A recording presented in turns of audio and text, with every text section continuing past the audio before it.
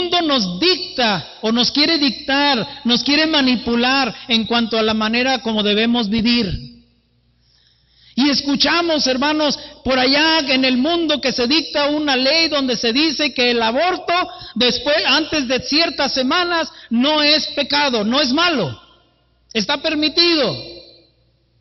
Eso es lo que el mundo dice. Y nos manejan, hermanos, todo tipo de argumentos y de circunstancias, en ocasiones científicos, en ocasiones médicos, que nos tratan de convencer de que esto es cierto. Pero ¿qué dice Dios en su palabra, hermanos? Dios dice en su palabra simple y sencillamente: no matarás. Y con esa simple frase, con ese simple mandamiento, hermanos, Dios echa por tierra cualquier otra filosofía del ser humano que esté en contra de ese mandamiento de Dios. Por eso necesitamos conocer la palabra de Dios, hermanos.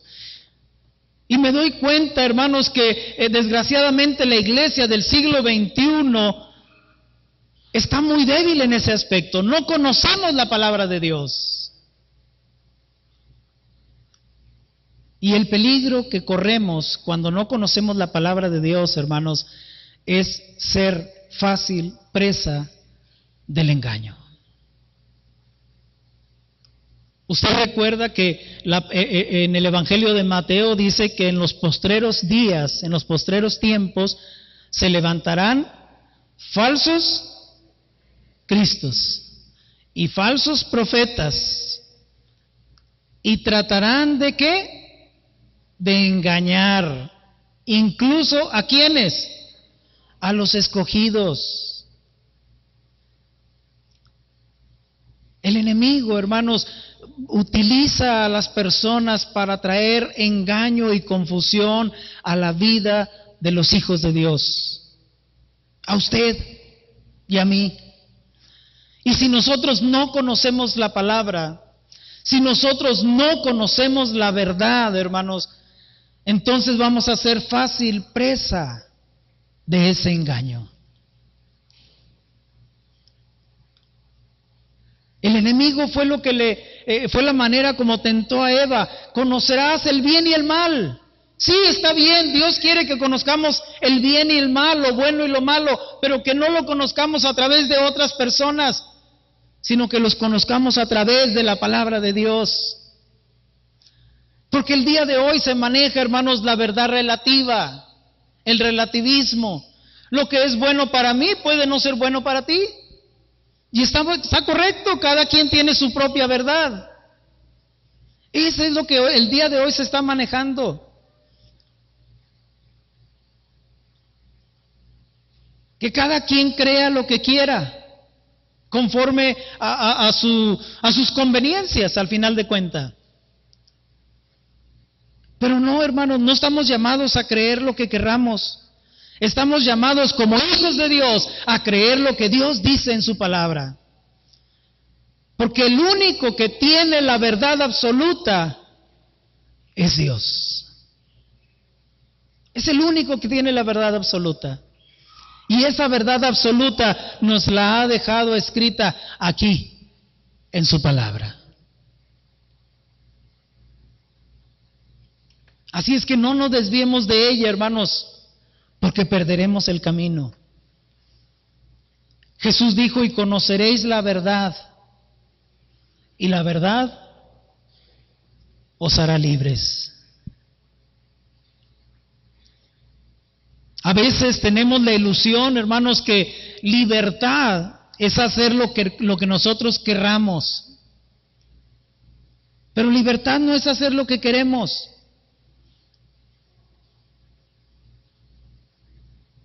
Jóvenes, libertad en el seno de tu hogar, libertad no es hacer lo que tú quieras. Libertad es hacer lo que debes hacer. Cuando tú conoces lo correcto, cuando tú conoces lo bueno y lo malo y te mueves en esa en esa área de libertad, de lo bueno y de lo correcto, hermanos. Estás viviendo una vida de libertad, pero estás al mismo tiempo siendo protegido de caer en el error y en el engaño. No necesitamos hacer lo malo para obtener mayor experiencia y aprender más acerca de la vida, como muchos piensan. Que hay que probar de todo para poder conocer. Porque si no, pues solamente voy a conocer a través de lo que otros me digan. Hermano, amigo, joven, adulto, no necesitamos probar lo malo. No necesitas probarlo. Lo que Dios quiere es evitarnos las consecuencias del pecado. ¿Qué sucedió entonces, hermanos? Versículo 6. Y vio la mujer que el árbol era bueno para comer y que era agradable a los ojos y árbol codiciable para alcanzar sabiduría, y tomó de su fruto y comió y dio también a su marido, el cual comió así como ella. Dice la palabra aquí, hermanos, este versículo utiliza 3 verbos. Dice que la mujer vio, tomó y comió. Vio que el árbol era bueno, era agradable y era ¿qué? No escucho. Codiciable para alcanzar sabiduría.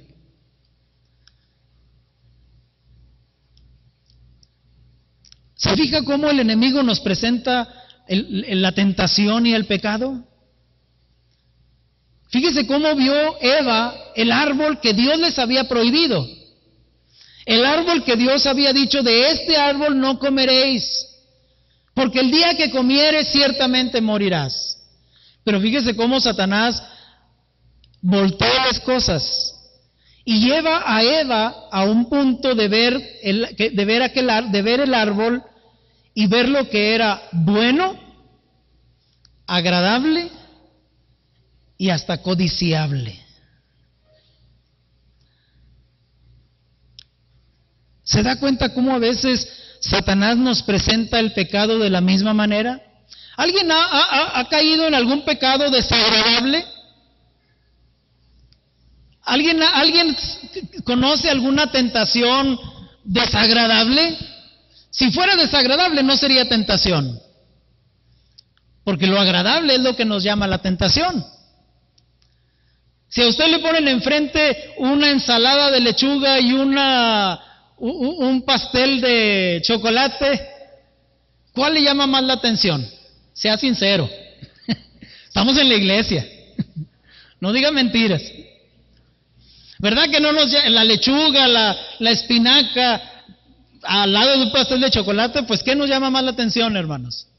Obviamente el pastel de chocolate. ¿Por qué? Porque así es la tentación. Eva vio que el árbol era bueno, agradable y codiciable. No lo vio desagradable. Ninguna tentación, hermanos, es desagradable, si no fuera tentación. La tentación atrae.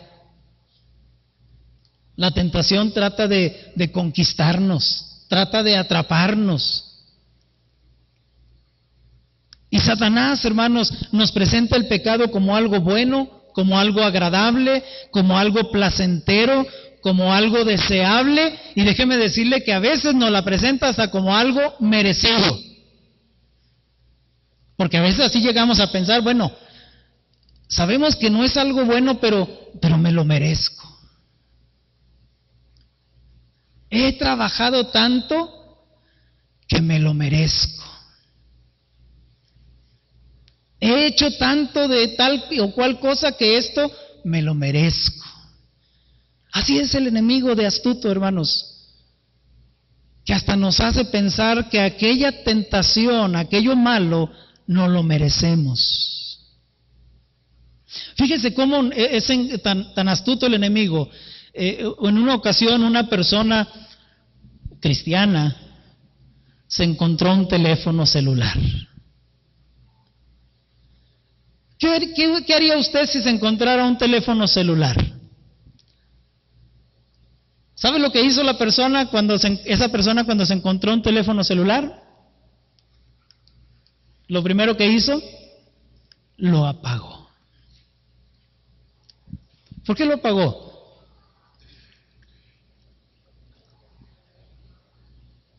¿Por qué lo apagó, hermanos? Para que el dueño no lo encontrara.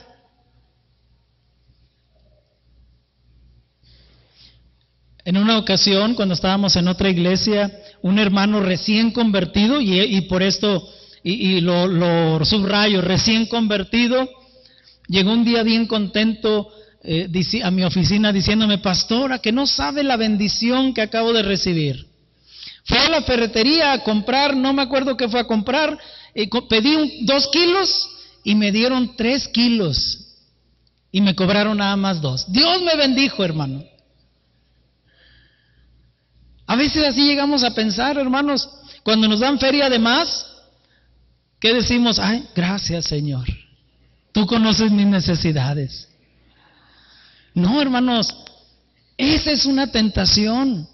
Y la tentación se nos puede presentar hasta como una posible bendición de parte de Dios. El enemigo es astuto, hermanos, y debemos estar siempre muy atentos. Como león rugiente, dice la palabra, anda alrededor buscando a quien devorar, y nosotros debemos estar siempre velando, atentos, para no tropezar.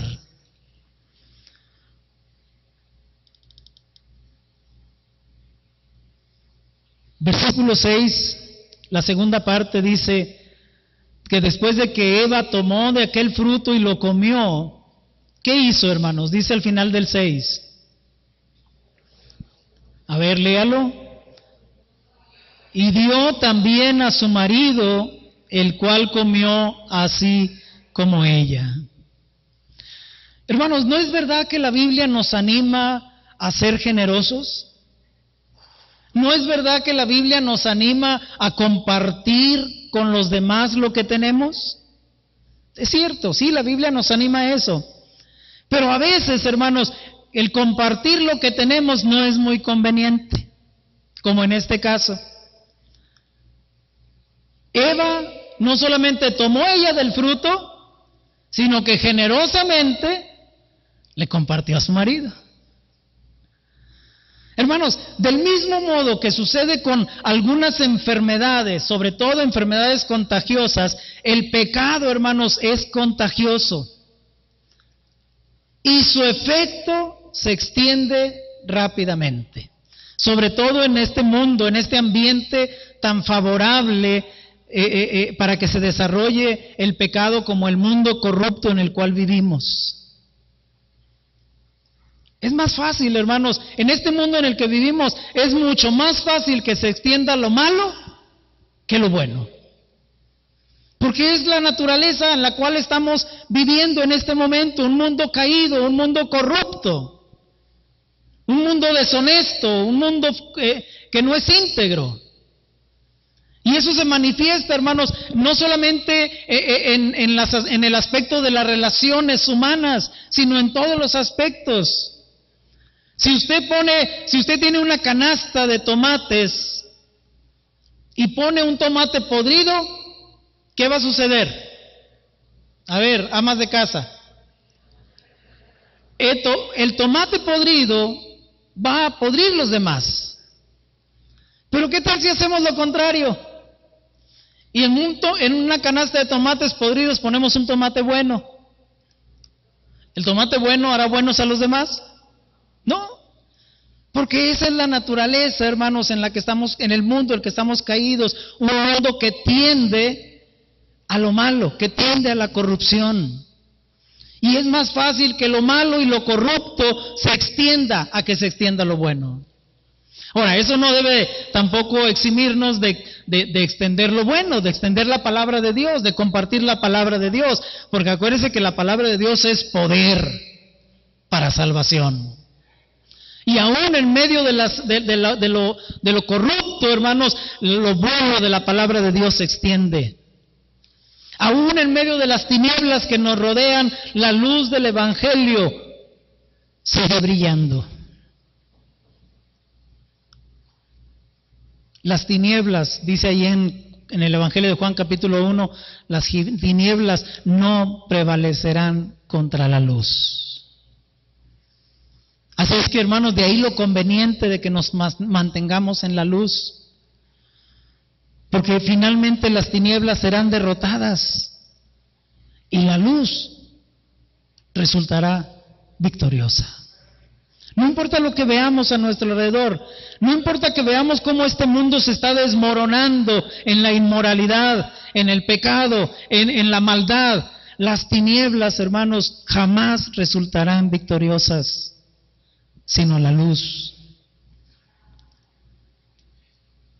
Así es que, hermano, no siempre es conveniente compartir lo que tenemos. Así como Eva, que le compartió del fruto a su marido, el cual comió también como ella, dice la palabra.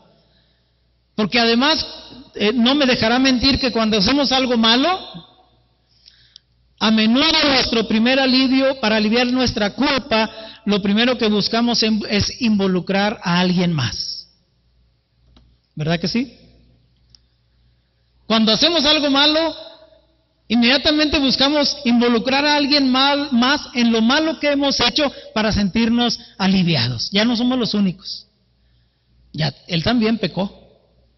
Ya no solamente Eva, también Adán. Versículo 7, hermanos, dice la palabra: entonces fueron abiertos los ojos de ambos y conocieron que estaban desnudos. Después de pecar, hermanos, Adán y Eva, dice la palabra que se sintieron culpables. Se sintieron avergonzados por su desnudez. La desnudez, hermanos, en la Biblia es sinónimo de vulnerabilidad. Es sinónimo de estar expuestos ante los ojos de los demás. ¿Cómo se sentiría? Le voy a hacer una pregunta.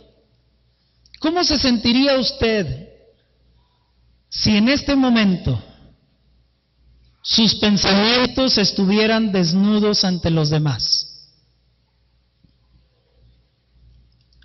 ¿Cómo se sentiría? ¿Quizá avergonzados? A lo mejor se enterarían de que estamos pensando de que, ay, este pastor cómo se tarda en la predicación. Y yo ya que tengo mucha hambre. Qué bueno que no leemos los pensamientos, ¿verdad? Porque así no nos damos cuenta. ¿Cómo se sentiría, hermano, si sus motivaciones, las motivaciones de sus actos estuvieran expuestas ante todos? Que todo el mundo lo viera. Que todo el mundo viera no solamente sus acciones, sino también lo que está motivando sus acciones. Por ejemplo, usted está aquí en esta mañana, en esta tarde ya, está aquí en el templo, en la casa de Dios, en el culto dominical. Es una buena acción. Todos podemos voltear a nuestro alrededor y decir, ay, qué bueno que el hermano fulano y la hermana sutana están aquí en esta tarde en el culto. Pero qué tal si empezáramos a darnos cuenta de las motivaciones que nos inclinaron a venir al culto.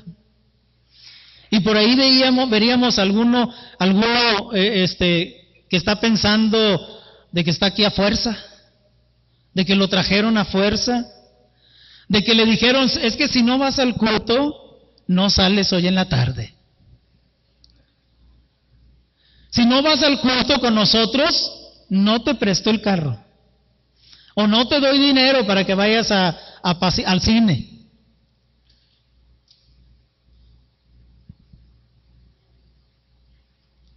Adán y Eva, hermanos, ante los ojos de Dios, no podían ocultar ni sus pensamientos, ni sus motivaciones.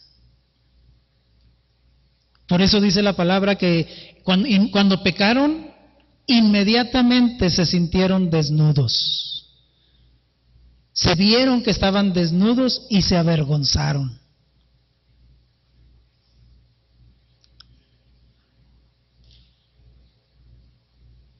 Cuando Adán y Eva, hermanos, experimentaron este sentimiento de culpabilidad, ¿qué hicieron?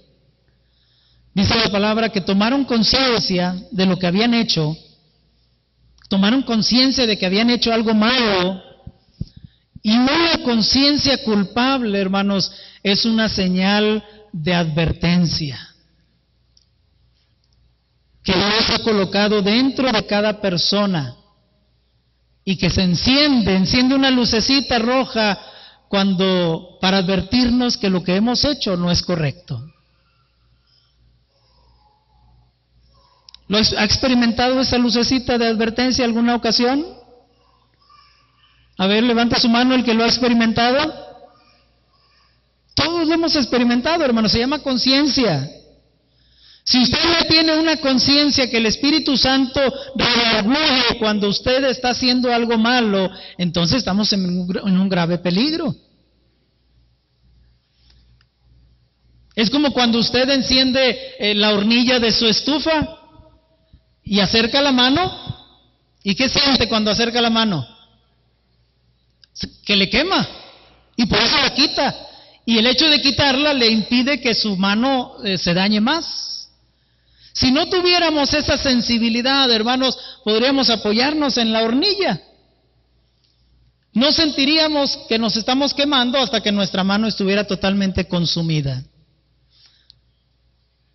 Internamente, hermanos, también nosotros, Dios ha puesto esa conciencia en nuestro interior, esa sensibilidad en nuestro interior. Sensibilidad, hermanos, que cuando no estamos en Cristo, es una sensibilidad o una conciencia que se ha endurecido, que se ha encallecido, y no hay sensibilidad. Pero cuando Cristo viene a nuestro corazón, hermanos, y el Espíritu Santo empieza a hacer la obra en nosotros, y empezamos nosotros a conocer la palabra de Dios, nuestro corazón empieza a hacerse un corazón sensible. Por eso dice la palabra que en aquellos tiempos Dios nos daría un corazón de carne, un corazón sensible, quitaría de nosotros el corazón de roca, de piedra, y pondría en su lugar un corazón de carne, para que podamos sentir cuando el Espíritu Santo nos advierte de algo que está equivocado. Pero si usted, a pesar de que el Espíritu Santo le esté advirtiendo de que está cometiendo un error, de que está cometiendo un pecado, aún así continúa cometiéndolo, su conciencia se empieza a cauterizar, se empieza a endurecer, se empieza a encallecer, de tal manera, hermano, que si la primera vez usted se sintió culpable y avergonzado por lo que hizo, la segunda o la tercera vez ya no va a sentir nada. Incluso va a empezar a pensar, todos lo hacen, ¿por qué yo no?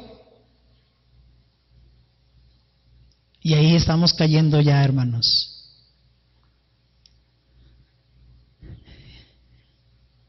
Eso es lo que hicieron o trataron de hacer Adán y Eva. Cuando se ven descubiertos, cuando se ven avergonzados, se reconocen que están desnudos, dice la palabra ahí en el versículo 7 que cosieron hojas de higuera y se hicieron delantales. Trataron de cubrir su vergüenza, trataron de cubrir lo malo que habían hecho. Lo peor que podemos hacer, hermanos, cuando pecamos, es eliminar esos sentimientos de culpabilidad sin eliminar la causa. Si yo me estoy sintiendo culpable es por algo, y tengo que llegar a descubrir qué es lo que me está haciendo sentir culpable.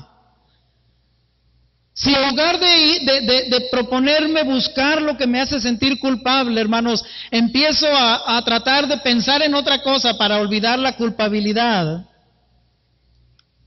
es como cuando usted siente un dolor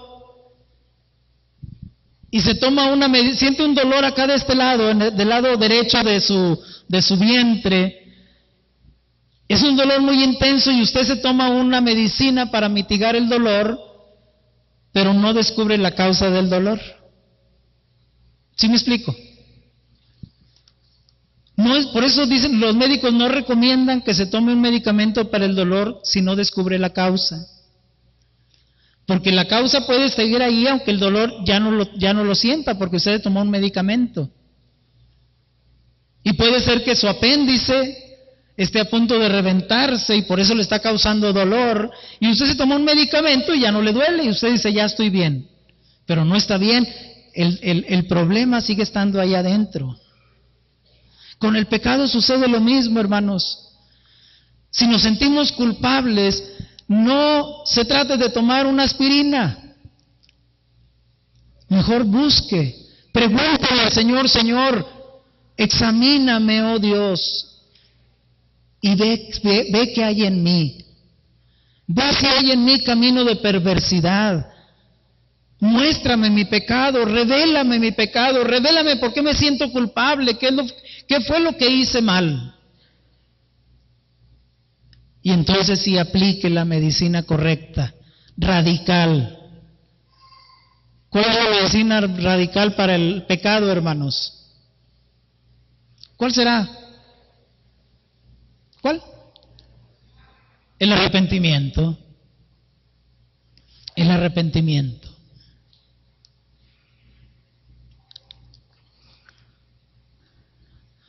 Dice el versículo 8, hermanos, y oyeron la voz de Jehová Dios que se paseaba en el huerto al aire del día, y el hombre y su mujer se escondieron de la presencia de Jehová Dios entre los árboles del huerto. Mas Jehová Dios llamó al hombre y le dijo, ¿dónde estás tú? Y él respondió, oí tu voz en el huerto y tuve miedo, porque estaba desnudo y me escondí. Dios le pregunta al hombre, le hace una pregunta al hombre, ¿dónde estás tú? ¿Por qué cree usted que Dios le hace esa pregunta al hombre, hermanos? ¿No sabría Dios dónde estaba el hombre, dónde estaba Adán y Eva? Ellos dicen que se escondieron, pero ¿nos podremos esconder de Dios, hermanos? Nos podemos esconder de todo mundo. De quien usted quiera, te puedes esconder de tus padres, te puedes esconder de tus hijos, te puedes esconder de tu pareja, te puedes esconder del pastor, pero jamás podremos escondernos de los ojos de Dios. Adán y Eva trataron de esconderse entre los árboles del huerto. Y Dios lanza esta pregunta a Adán y Eva y le dice, ¿dónde estás tú? No era porque Dios no supiera dónde se encontraban. ¿Qué propósito tendría esa pregunta, hermanos, cuando Dios se la hace a Adán y Eva? Si Dios sabía dónde estaban, ¿por qué les hace la pregunta, ¿dónde estás tú? ¿Sabe por qué? Porque la pregunta era para el hombre. Era para que el hombre se preguntara a sí mismo, ¿dónde estás tú?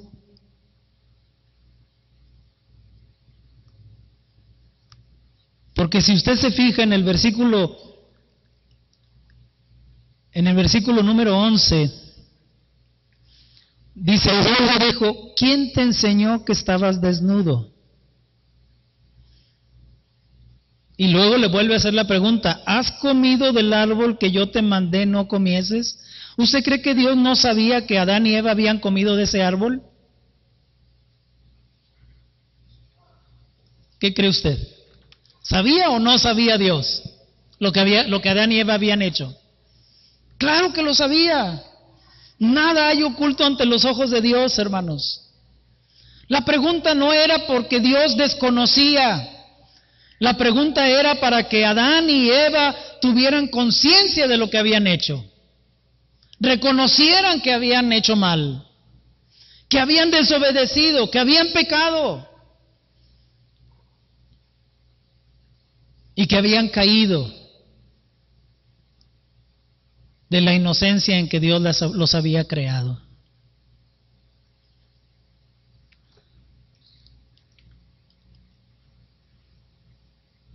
Hermanos, Dios nos hace hoy la misma pregunta a cada uno de nosotros.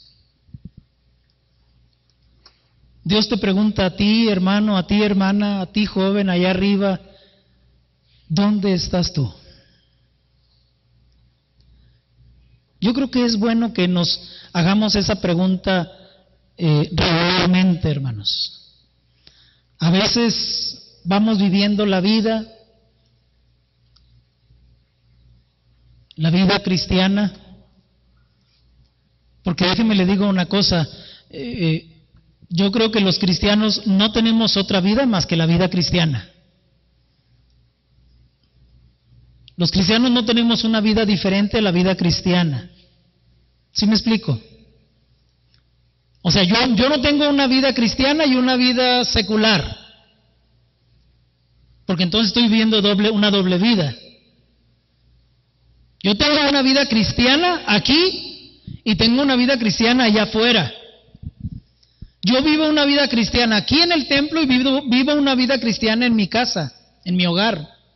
Yo vivo una vida cristiana aquí en la casa de Dios y vivo una vida cristiana en el trabajo,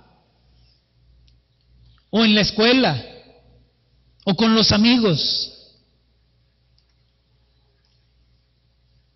Y a veces vivimos esa vida cristiana, hermanos, y pensamos que todo está bien en nuestra vida, que vamos caminando bien.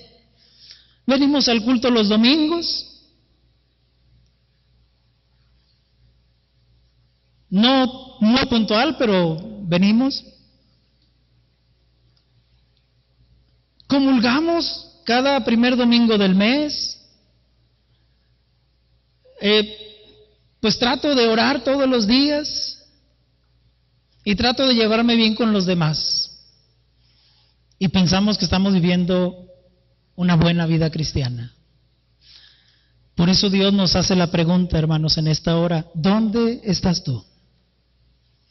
Para que usted se haga esa pregunta. ¿Ha crecido en su vida espiritual? ¿De principios de este año a la fecha ha crecido? Cuando empezó el año, usted se hizo algunos propósitos, a lo mejor ustedes de los que acostumbran a hacerse unos propósitos de año nuevo, que no tiene nada de malo, usted se los puede hacer. A lo mejor usted dijo: este año me propongo leer la Biblia todos los días y en el año la voy a terminar. ¿Lo ha hecho? Se propuso a lo mejor perdonar a la persona que le ofendió. ¿Ya le perdonó? O a lo mejor simplemente se alejó de ella y cree que está bien porque ya no siente nada contra ella, pues ya no la ve. Pues ¿cómo va a sentir si ya ni siquiera lo ve? Pero cuando lo vuelve a ver, vuelve a retorcerse aquello en su interior. ¿Cómo estás tú? ¿Cómo está tu vida? Seamos sinceros, hermanos, con nosotros mismos. ¿Cómo está nuestra vida delante de Dios? No delante del hermano, no delante de mi prójimo, no delante del pastor. Yo la gran mayoría de ustedes ni siquiera los conozco, así es que no es delante del pastor. ¿Cómo estás tú ante los ojos de Dios? ¿Que necesitamos hacer algo al respecto, hermanos? Necesitamos despertar. A lo mejor estamos adormilados, pensando que todo está bien. ¿Qué le muestra el Espíritu Santo de Dios que habita en su corazón? Y mientras entonamos este canto, o bueno, mientras los muchachos entonan este canto, si alguno desea pasar aquí al frente, hermanos, doblar su rodilla ante el Señor, a solas ante el Señor, con toda confianza hágalo. Acérquese y póngase a cuentas con Dios y dígale: Señor, quiero comenzar de nuevo. Quiero despertar de este letargo en el que he caído. Quiero seguir creciendo. Quiero, Señor, como aquellos primeros días cuando te conocí, que mi corazón, Señor, estaba encendido en el fuego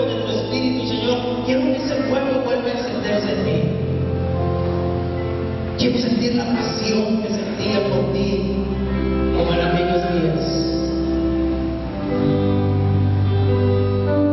Y que tú sigas revelándome más cosas a mi corazón. Te ruego ahora, mi Dios, que bendigas a tu pueblo y que lo despidas, Señor, con tu paz, con tu amor y con tu gracia. En el nombre de Cristo Jesús. Amén.